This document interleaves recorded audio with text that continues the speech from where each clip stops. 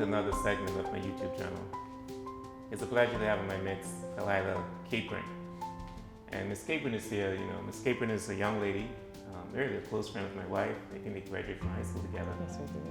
And she has been through a lot. She's been through a lot.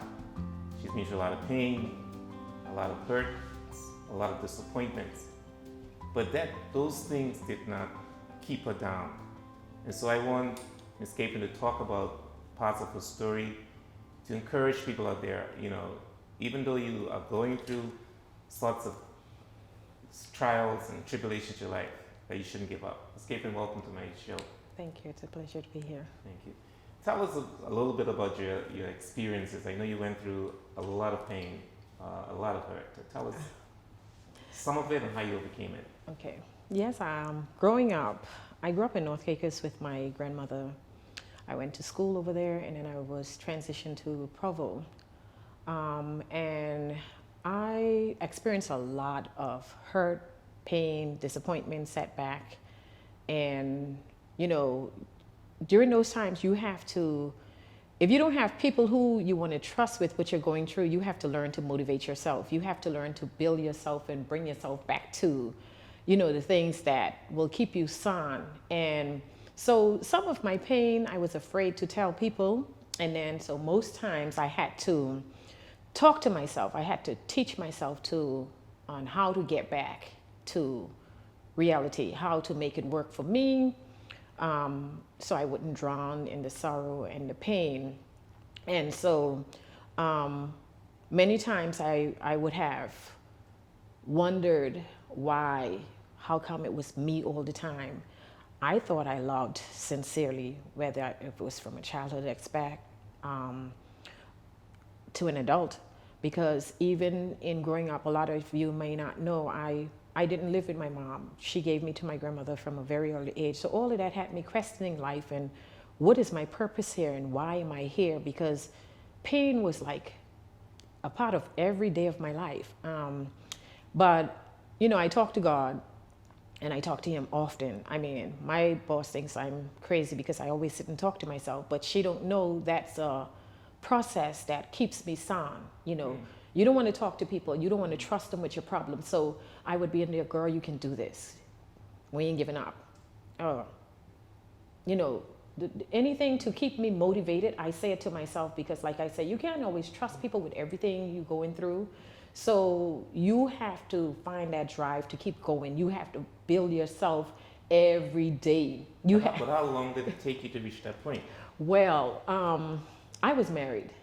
And I went through a lot in my marriage. And when I finally reached that point where I thought I had enough, I had to, I was at the point where when I wanted to go to the grocery store after my divorce, I thought people would have looked down on me. They would have seen me as a failure. So I used to put the cap on my head. Really? And yeah, I used to hide.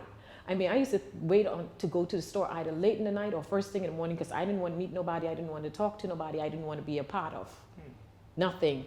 When I'm driving on the road, I'm like, I hope this person will see me so they can stop me to talk to me. I just didn't, it's something that you have to go through to understand it. And that's why when I hear people say, oh, why shouldn't leave that situation? Why? I just have to tell them, don't do that because you weren't there. You don't know how it feels, and until they are ready to move on and go to that next level, you can't tell somebody how to come out of it, But in a sense, someone like me who has already experienced it, right. I always say to them, don't do it because I'm telling you. Do it when you feel the time is right. Mm-hmm. I can tell you of my experiences, and I can tell you how the role might play out. It might play out for you differently, as well as it might end up in the same scenario, but at the end of the day, I just encourage people to not give up, to always see the brighter page, the brighter picture. Because no matter what, when I was going through that, no matter what people said to me, it didn't help me until I was ready to help myself. I had to be willing to say, you got 2 boys. You can't give up now. You have to be an example for them. You have to be that figure where they would look up to. You have to, and I just feel so proud when I hear my son say, my mommy, she's a strong, independent survivor, you know, and words like that is what keeps me going every day. You have to be able to have people look at your lifestyle and say, wow, it didn't drown out. What did she do? How did she keep going? But like I say, it's something you have to prepare yourself for mentally. It's something you have to constantly talk to yourself about. Because if you sit and you think about the circumstances, you will never come out of it. You will never move from that point of depression. You will never, I mean, I used to So have. you were depressed? I was. I used to feel like eating at my skin. I tell you no lie. I used to feel like. Literally? Literally. I used to feel like something was under my skin, and sometimes I'll just sit and I'll hold my hand and I'll be like, okay, Khalilah, hey, don't do it to yourself. Don't do it to yourself. And I had to talk myself out of it. I mean, sometimes I'll feel it coming in on my arms and I'd be like, not today, not today. We ain't doing this today. You know, if you don't prepare yourself for it, it could sink you. I'm telling you, it could take you to a point of no return. But you got to have one thing that keep you motivated. And for me, it was like, ain't nobody gonna laugh at me. No. Ain't nobody gonna talk about me. I don't like people carrying my name. If you talk about me, that's fine. But when you talk about me, it motivates me to become better. You know, and there were people who threw my past in my face to hurt me. And I smiled and I said, if you had sense, you would know whoever did what they did to me, it wasn't because of me. Maybe I see it as my response to them was maybe they weren't good for me, but they might be better for somebody else. But I mean, it's something you have to honestly pray to God about. You have to continuously read the word. I mean, I read the Bible and I read books. Anytime I feel myself sinking, I just start reading, or I just listen to motivational speeches. Oh, okay. And then I found myself listening to, I went a couple of places and I would hear them playing these instrumental water wave music and stuff like that. And I was like, oh wow, that's amazing.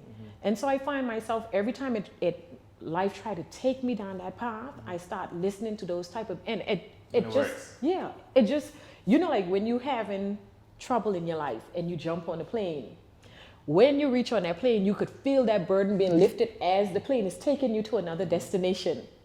So that's what the music does for me. It takes me out of that state of mind and quickly snapped me back into a happy place. Yeah. So, like I said, you have to be able to want to go on. Right. Now there are people who have gone through pain and they got over it and they find themselves in the next situation going through the same level of pain they went through before because they thought, oh, this time it's going to be different. I mean, have you experienced that? Yes, I did.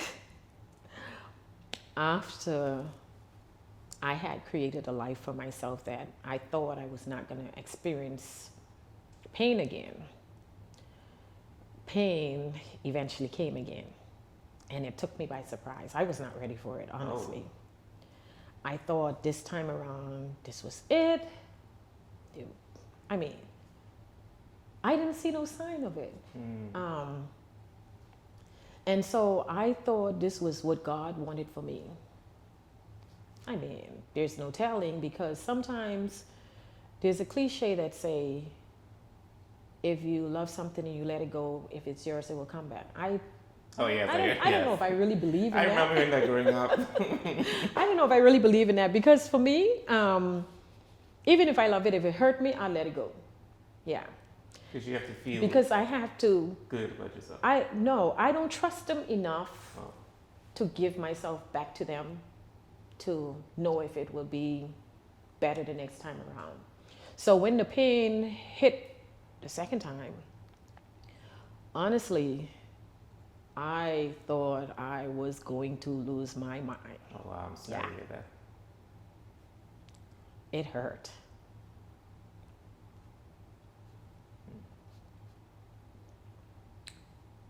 I'm sorry. And then I had to talk to God again. And I was like, nah, God, it's me again. Back to I wouldn't say square one, but back to another square. And just like how you took me from that, you need to take me through this. And the only thing God said was to forgive.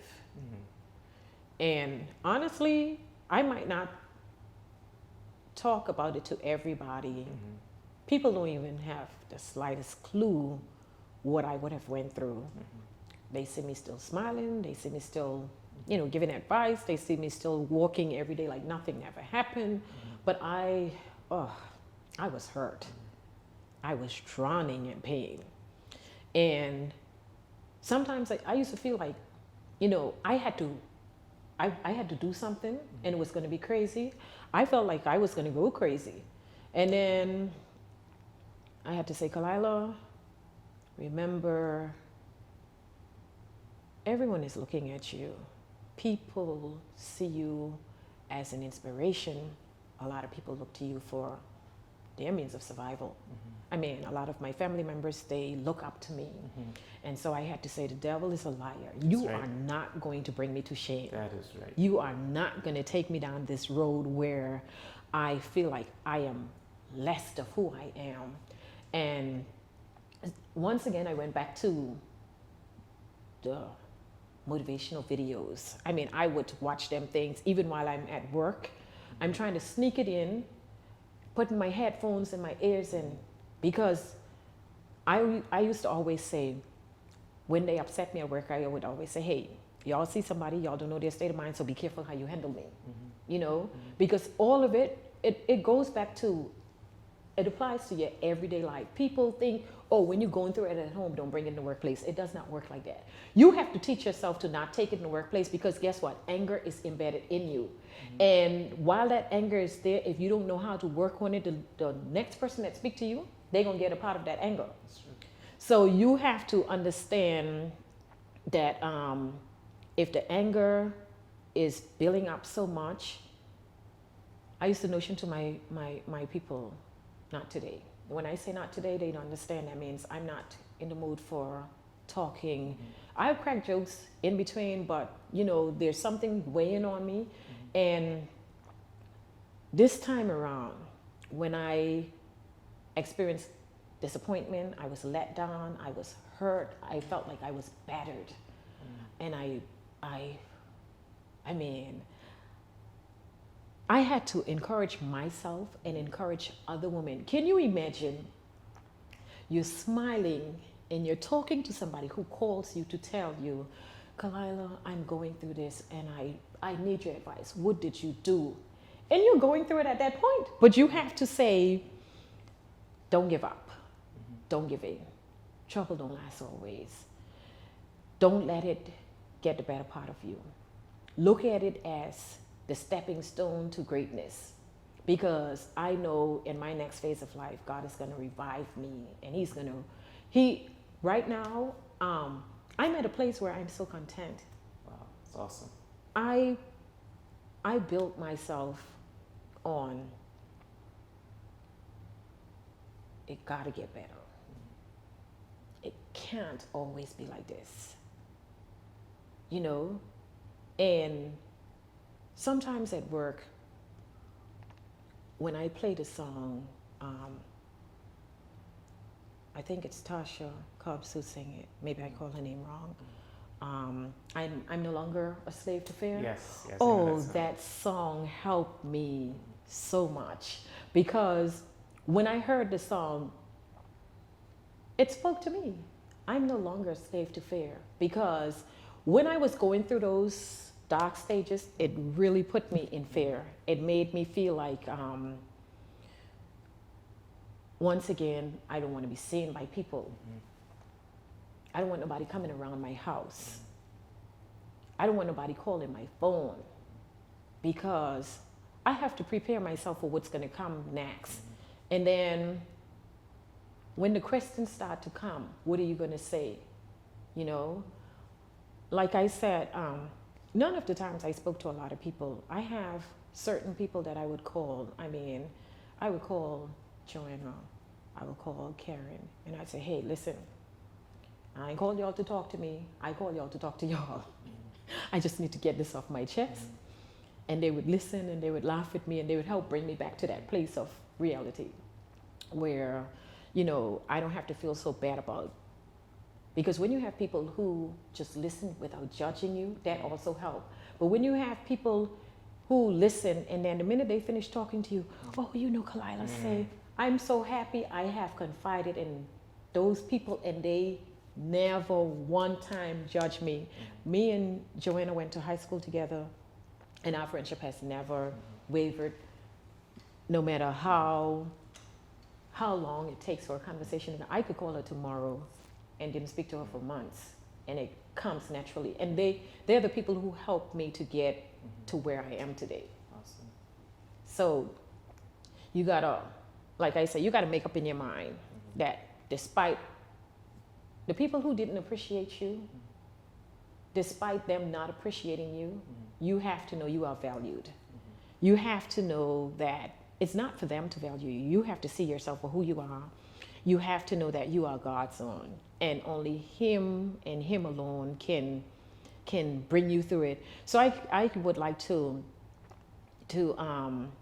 inspire some women today. I would like to, you know, talk to a broken woman. I would like to talk to a woman who was hurt, who feel like there's no life afterwards. Sweetie, dress yourself up, smile, look in the mirror and talk to yourself. Tell yourself you are beautiful. Tell yourself despite everything, you are going to beat the odds. You are carefully and wonderfully created by God, you know, and He knew just why He put you through what He put you through, because some of us have to go through something so we can talk to other women. We can encourage other women. We can let other women know that there's life at the end of the tunnel, and you don't have to let what those feelings made you feel, you don't have to let them be a part of you. You don't have to let them overwhelm you. Give it to God. Give it to Him. And He will, I mean, when He move it, I experienced something last Sunday. I was at the food store and I honestly felt like I was being followed. And then I realized I was. And you know, when I reached home, I was so upset about it. And the next morning, God gave me a revelation and He said, don't let it be a distraction. Perhaps it was a check. I needed to check to see if you was healed, if you had understood what I was taking you through. And so with the reality check of what I experienced, I was like, thank you, Lord, I am delivered. Because the old me would have responded right there and then.